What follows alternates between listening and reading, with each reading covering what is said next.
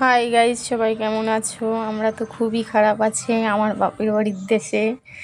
দেখো, কোনটা পুকুর কোনটা উঠোন কিছুই বোঝা যাচ্ছে না, এত জল হয়ে গেছে।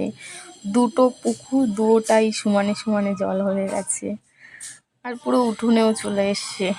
আর আমার ভাইয়ের ছেলে দেখো দুষ্টুমি করছিল। দেখো, পুকুর কোনটা আর কোনটা উঠোন কিছুই টের পাওয়া যাচ্ছে না, এত জল হয়ে গেছে।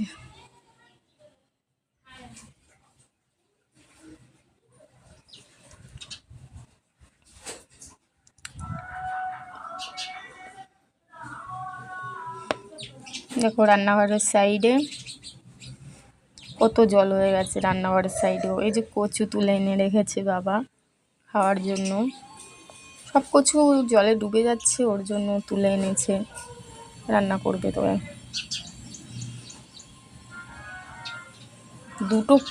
দুটো পুকুরেই সমানে সমানে জল হয়ে গেছে একদম। মাছ টাছ এবছর আর কিছু চাষ করতে হবে না, এত জল হলে কি মাছ চাষ করা যায়? আর ওই দেখো আমার ভাইয়ের ছেলে রাস্তা দিয়ে খেলা করে বেড়াচ্ছে, আর আমার মা লাঠি নিয়ে কী করছে, ও কাকে বকছিল, ঝগড়া করছিল তার সঙ্গে, ওকে তাকে মারতেও যাচ্ছিল। দেখো, দেখেছ, খুব দুষ্টু হয়েছে খুব। এত জল হয়েছে, ওকে তো ধরে রাখাই মুশকিল, ওই সবসময় রাস্তার পরেই থাকে। দেখো কত জল, এটা আমাদের উঠোন, কিন্তু উঠানেই এত জল, বুঝতে পারছো? আর পুকুর তো উঠোনের সামনেই পুকুর, তা উঠোন কোনটা আর পুকুর কোনটা কিছুই টের পাওয়া যাচ্ছে না, এত জল হয়ে গেছে।